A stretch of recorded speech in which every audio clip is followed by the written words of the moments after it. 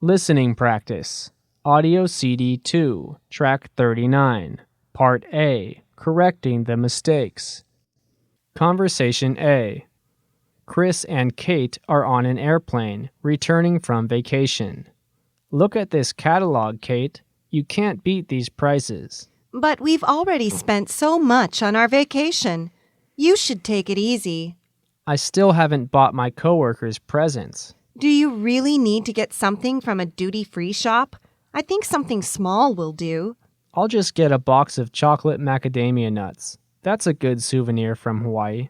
I overheard the flight attendant say they were out of stock. The chocolate macadamia nuts are sold out? You must be kidding. Don't worry about it. We've already bought a lot of stuff.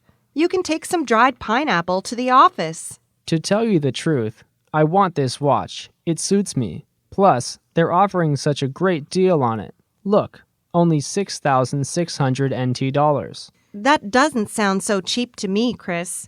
But I have to admit, it does look nice.